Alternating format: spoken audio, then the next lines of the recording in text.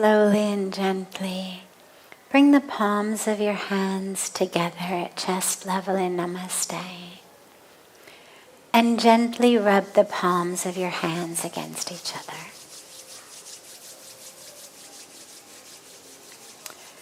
Press the palms of your hands into your closed eyes.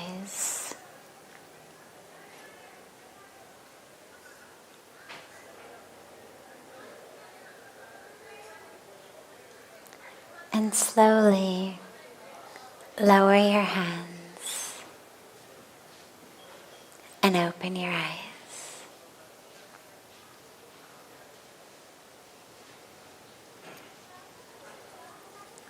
Welcome to Satsang. So beautiful to be together. And I'm so happy to see so many children here tonight. I love that. If any of you children have questions, you are going to get to go first.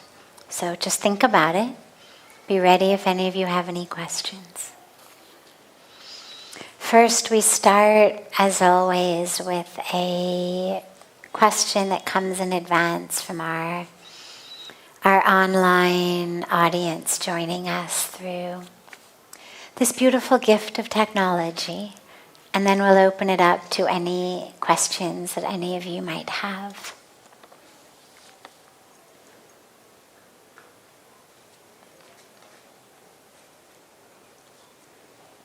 How to overcome stage fright and underconfidence. This was asked by Anushka Anu on Instagram.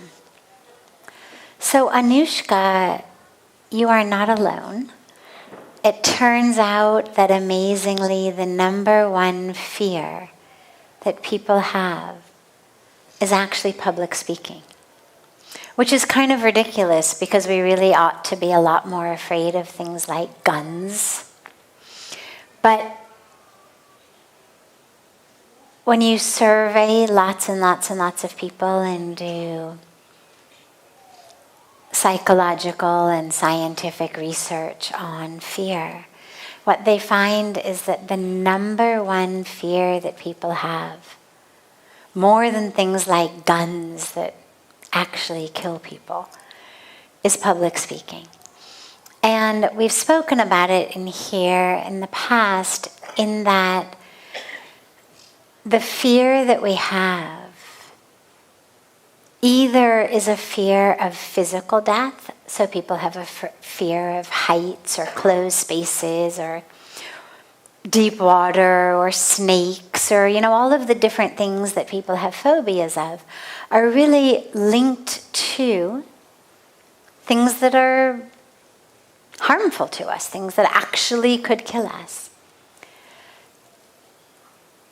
The things that so many of us are afraid of, even though they may not necessarily directly kill us, in our minds we think that they might, subconsciously. So for example, people are afraid of taking a risk in the office, speaking their mind, giving a suggestion.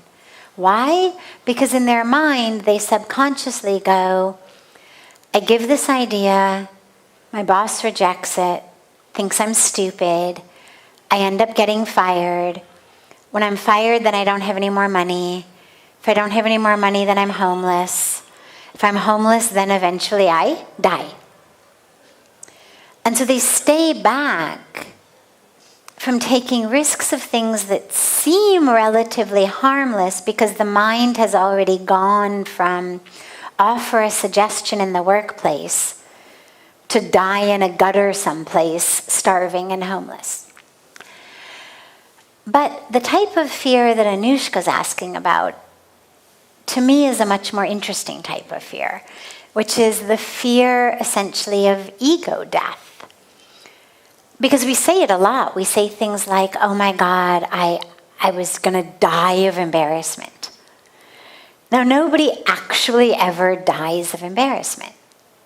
Even if you give the worst speech in the world, even if everybody laughs at you, even if they throw tomatoes at you, even if, 1,000 people get up and walk out of a hall, you still don't actually die. All that happens is you feel embarrassed. But we've so closely identified our ego with our physical survival that for a lot of people, ego death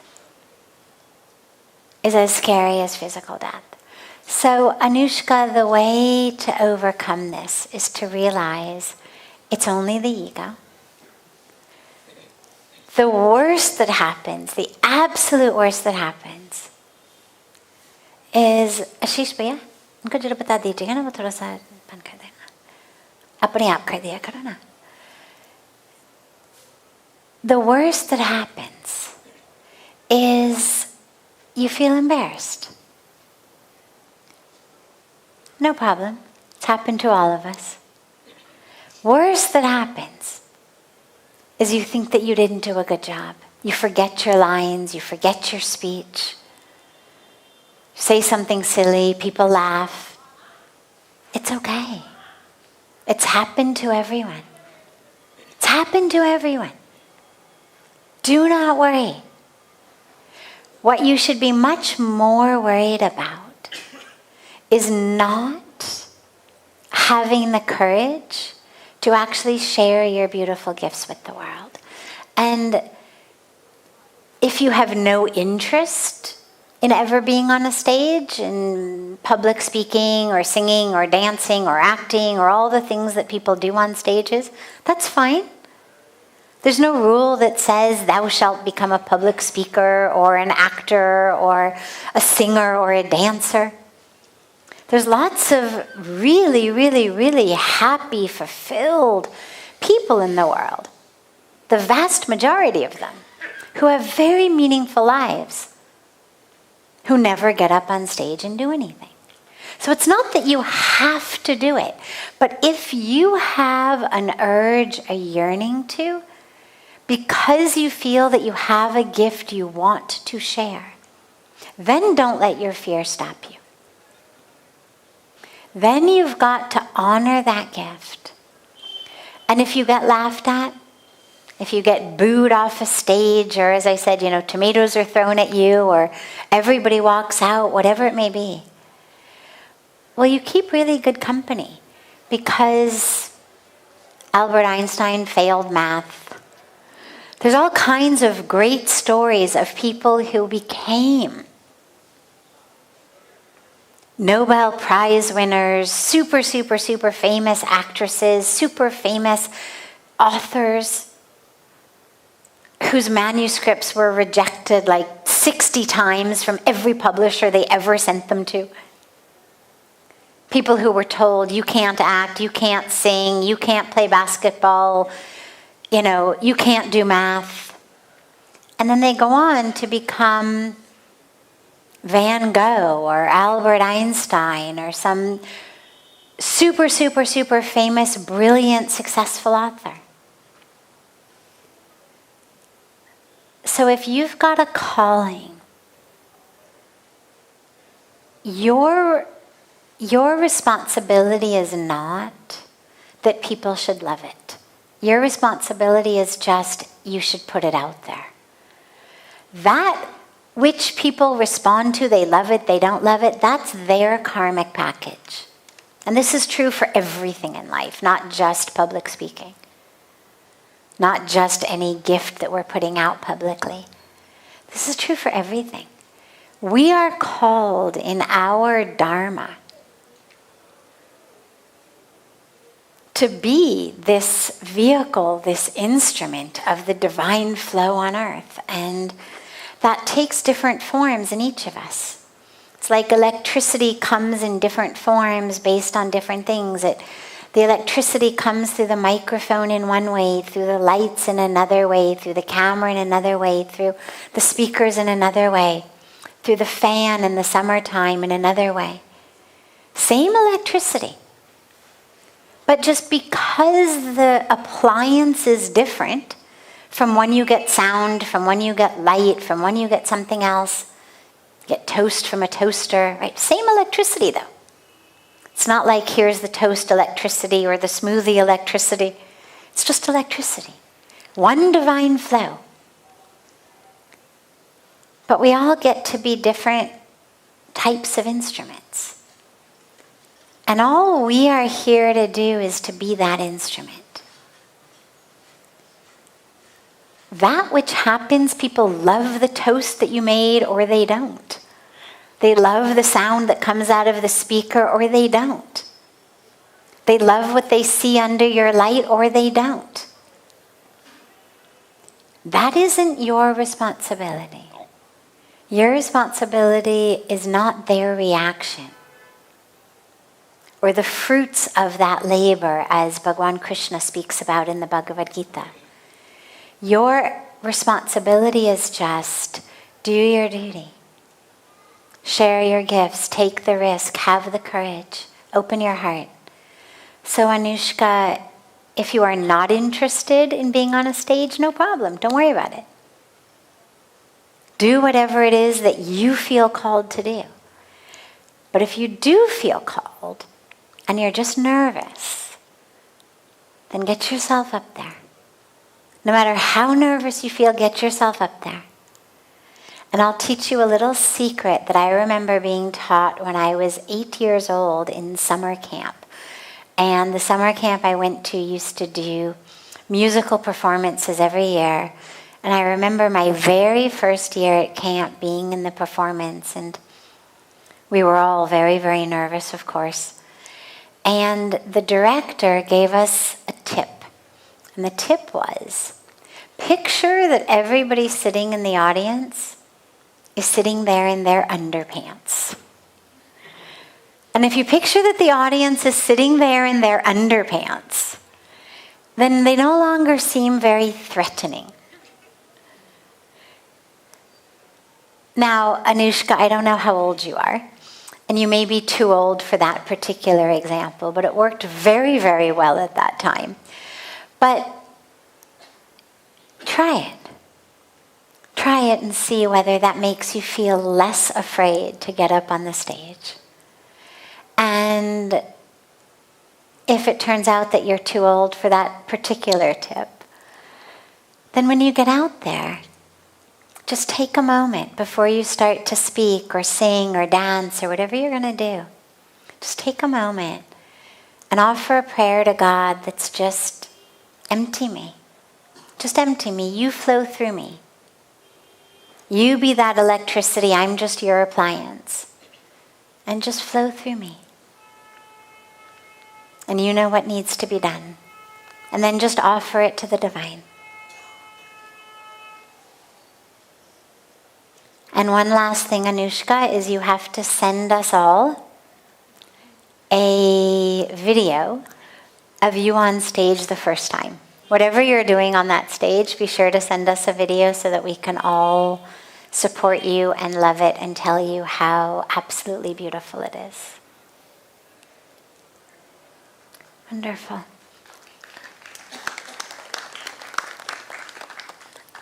Other questions? Any question that anyone here has? Yes. You can just go to the microphone there.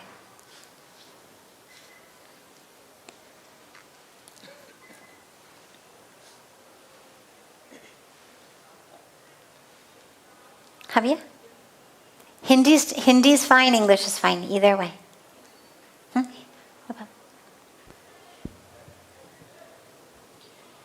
नमस्ते गुरु माँ जी,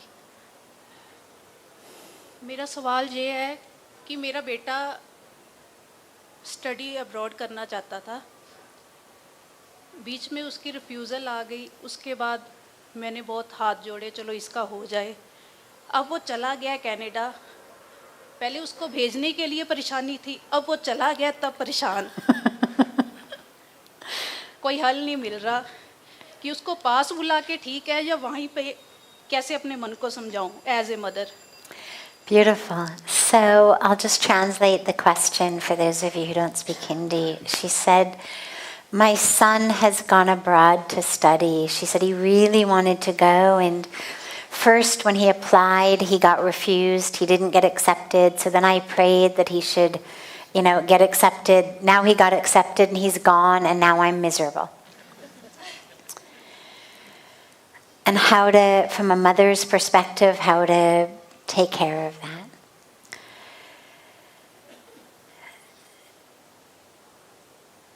ये माँ का प्यार और ये मोह भी है, दोनों. As our children grow, as parents, our duty, our dharma, is to love them, but to let them go. Meaning, obviously, we're always here for them. We are their love-filled safety net, but not a net that traps them and holds them back. We've got to let them go.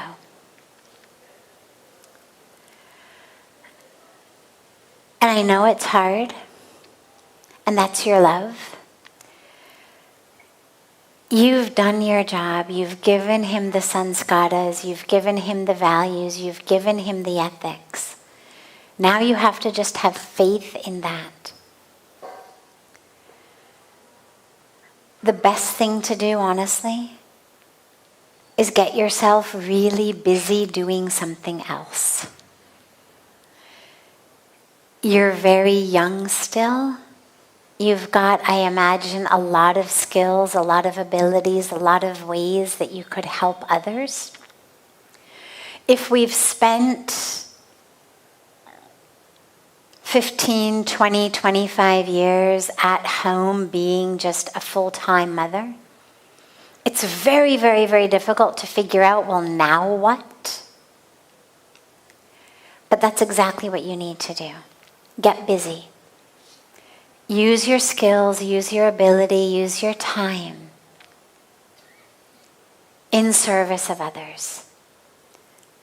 Whether it's tutoring children, poor children at a school, whether it's working with women, whether it's working with girls, whether it's feeding the homeless. Whatever it may be, if all you know how to do is cook food and take it outside and feed people who are hungry.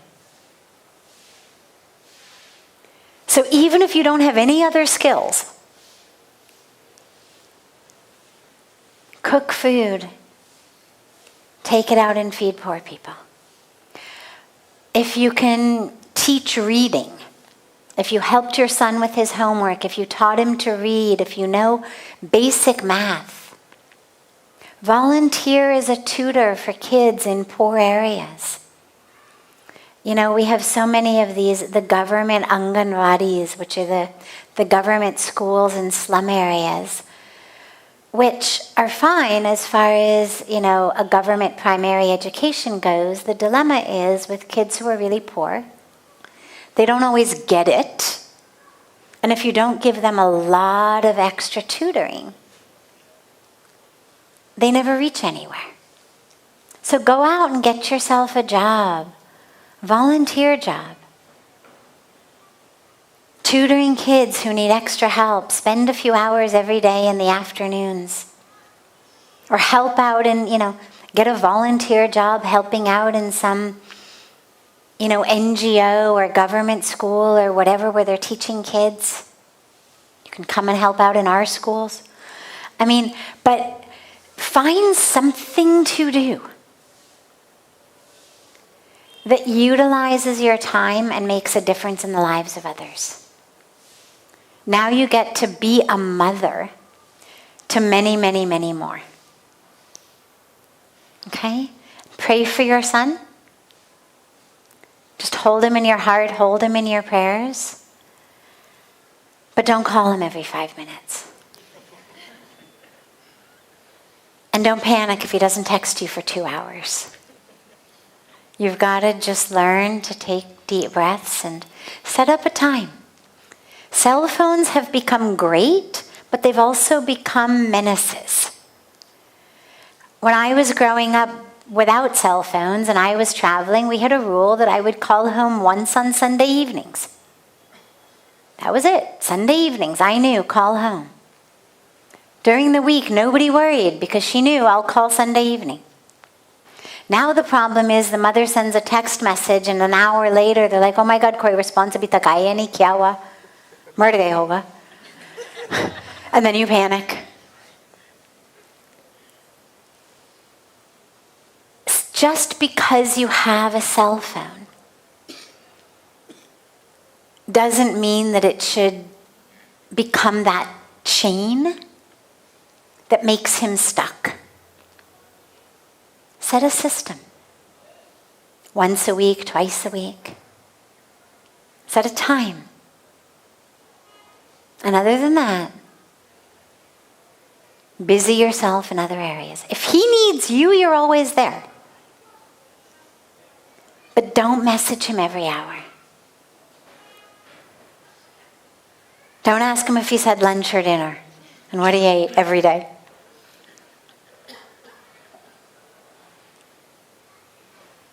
Let him be. Or you can ask him, but just don't worry if he doesn't respond. And tell him that it's okay if he doesn't respond. Nahi to he becomes worried, oh, maa ko bahut pareshan ho jayega. I was in the middle of this, my God, message abhi dekha.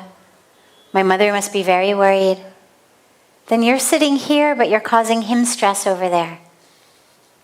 You've managed to project your stress thousands of miles across the oceans.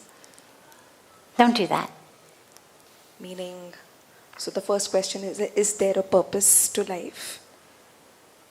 And if there's no purpose and you just live in the present, and so why was man created? That's the second question. I'm a doctor by profession, and I've lived all my life thinking that touching lives or serving others is the reason that I became a doctor. But what about the karma every patient has to face and go through? So I just keep doing my part, or how do I go about it to think that why was I created at the first place? Beautiful. Beautiful. So, 3 questions.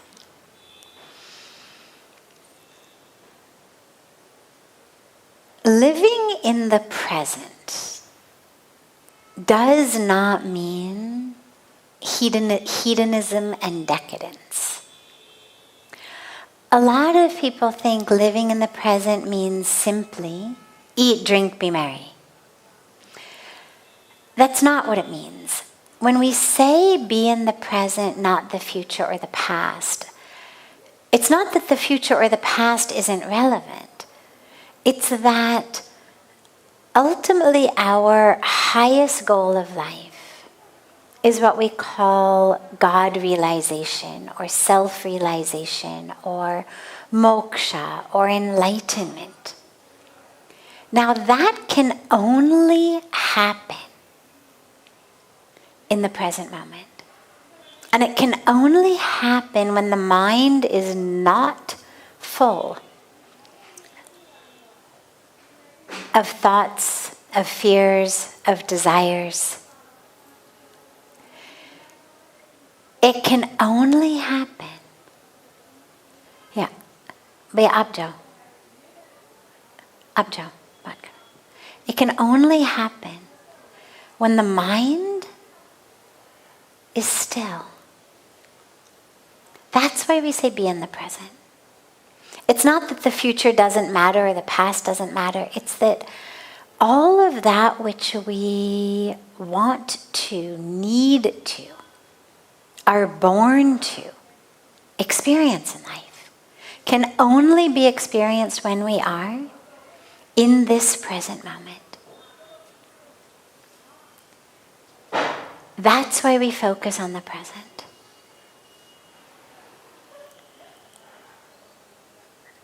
Life absolutely has a purpose. The purpose of life is God realization, self-realization, moksha, enlightenment. But along the way, every minute, every moment, we are being instruments, vehicles, vessels for that divine flow. And by the way, that isn't separate from God realization. It's not, well, along the way, here's what I'm going to do, and then when I get to the destination, ultimately that's what I want to happen. It's not like, well, I'm driving from Rishikesh to Delhi, that's my journey, but along the way I'm going to keep eating potato chips or French fries or even something healthy, salad. That which we are doing along the way is actually that which is preparing us for,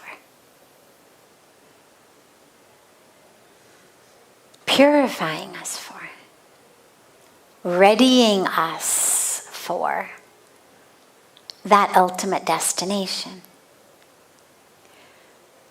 And so being that vehicle or that instrument, that total surrender to the divine, is actually the way and the only way that Bhagavan Krishna teaches in the Bhagavad Gita about how to ultimately attain moksha, how to attain freedom from this cycle of birth and death, how to break free from this karmic bank account that we have that makes us keep having to take birth.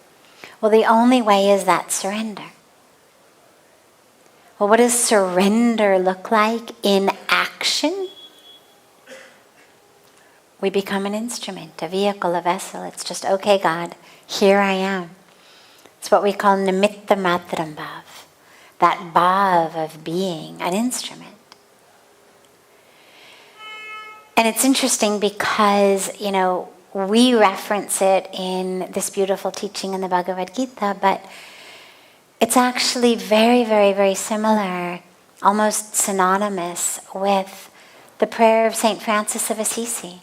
Oh God, make me an instrument of your mercy, of your grace, right? Where there is darkness, let me bring light.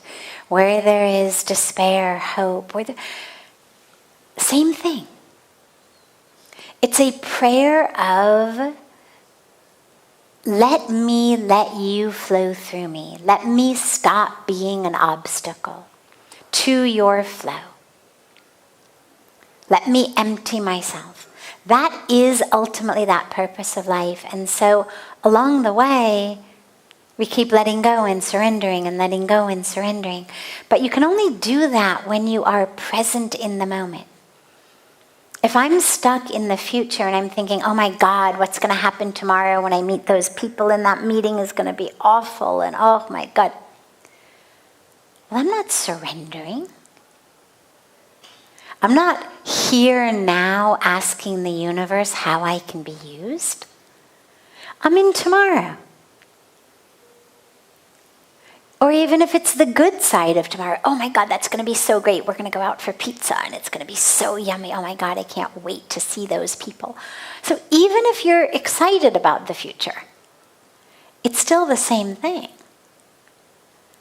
I'm not surrendering. I'm salivating over pizza that I'm going to eat tomorrow. I'm not here in this moment. I'm not being a vessel, an instrument of divine flow in this moment. I'm all excited about my pizza party tomorrow. And again, there's nothing wrong with being excited about what the opportunities life is going to offer you. But it's why meditatively and spiritually, everyone emphasizes mindfulness, awareness, consciousness, be here now, be in the present, like different vocabulary used by different systems, but the teaching is all one. And that's because only in this moment can I experience God. Only in this moment can I experience myself. Only in this moment can I actually have real happiness. Because no matter how much I might be salivating over the pizza I'm going to eat tomorrow, it's not actually bringing me happiness in this moment. I've got to be here now to have happiness in this moment. And that's why we live in the present, is for that spiritual and also just purely emotional, psychological happiness and peace. Even if you're not looking for moksha and you're looking just for a nice life, it's still all about right here, right now. Because otherwise we go up and down and up and down and up and down, and we're constantly being thrown around by what happens. Constantly living in the future, not here. So that's those two pieces. And then the last piece in terms of being a doctor and helping people, but what about their karma? So all of their past karma, their past actions, karma means action. So their past actions brought them to the moment where they needed to come to you as a doctor. So whether it made them sick, and by the way, it's important to reiterate something I always say, but since the audience is new every night, karma doesn't punish. It's not about rewards and punishments. It's simply a system of science like gravity. If you walk off a building, no matter what a wonderful person you are, no matter how spiritual you are going to plummet to the ground. Because there is a law of gravity. It's not that the universe is somehow punishing you. You must be a bad person if you plummeted to your death and, crashed on the sidewalk. The fact that you walked off the building and that there is this thing called gravity is what made it happen. Gravity doesn't punish or reward, it just is, all subject to it. In the same way, that's how karma is. It just is. We get the results of what we do. We get the fruit of the seeds that we plant. And so the fruit of the actions that people did in the past brought them to you as their doctor. You are, in a way, in this moment, you are their destiny of the moment. All of the past has brought them to this destiny of this moment, which is they are sitting with you, they're sick, or they're injured, depending on whatever type of doctor you are, but something is wrong or they wouldn't be at the doctor. They're aching, they're ailing, they're ill, based on their past karma. But now, their action is to have come to see you, which means that the fruit of coming to see you is now a shift in their destiny. For the moment that they arrived to you, that was their destiny, to be sick and to have to get to a doctor. But the minute they showed up at the doctor, took your advice, listened to you, followed your instructions, let you treat them,